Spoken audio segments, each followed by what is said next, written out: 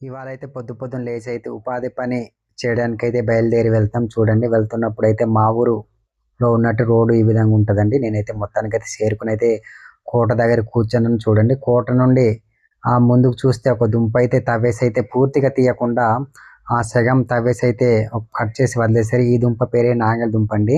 చూడండి ఏదేమైనా సరే దీన్నైతే తీద్దాము అంత లోతు లేదండి. ఊపితే కదులుతుంది. అందుకని దీన్ని ఏ విధంగా బయటకు తీద్దాం కదా నేనైతే చేయితో ప్రయత్నం చేస్తున్నాను చూడండి.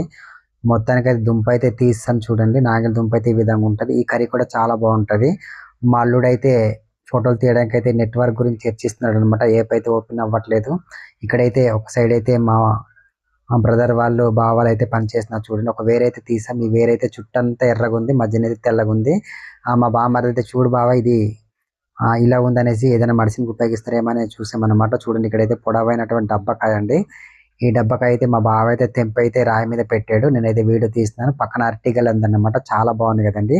బావ నాకు ఒక డబ్బకాయ కావాలంటే అతనైతే డబ్బకాయ నా చేతికైతే విసిరాడన్నమాట. నేనైతే కేజీ పట్టుకున్నాను చూడండి. నా చేతిలో పట్టుకున్నాను డబ్బకాయ. నా వెనకాల అరటి చెట్టు ఉందన్నమాట చూడండి. కొద్దిసేపు అయితే మేమందరూ కాస్త పని చేసిన తర్వాత మరలైతే డబ్బకాయ పట్టుకొని ఇంటికొచ్చేసాను చూడండి. మా బుడ్డోడైతే దుబ్బకాయనైతే నరుకుతున్నాడన్నమాట.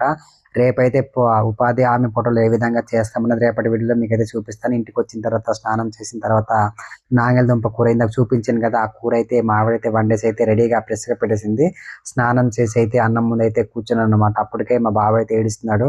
డాడీ నేను తెచ్చినటువంటి కాయ కట్ చేసి ఇమ్మని ఏడుస్తున్నాడు. మొత్తానికైతే కాయ కట్ చేశానన్నమాట. బాబు చూడండి బాబు కళ్ళలో అది కట్ చేసినంత వరకు ఏడుస్తూనే ఉన్నాడన్నమాట. కట్ చేసి ఇచ్చేసరికి ఆ ముఖమైతే కొంచెం ఏడుపు తగ్గి అయితే ఆ కాయను తినడానికైతే ప్రయత్నించాడన్నమాట. చూడండి ఫ్రెండ్స్ నా వీడియో గనుక నచ్చితే లైక్, షేర్, సబ్స్క్రైబ్ మాత్రం చేయడం మాత్రం మర్చిపోవద్దు. Thank you. By by.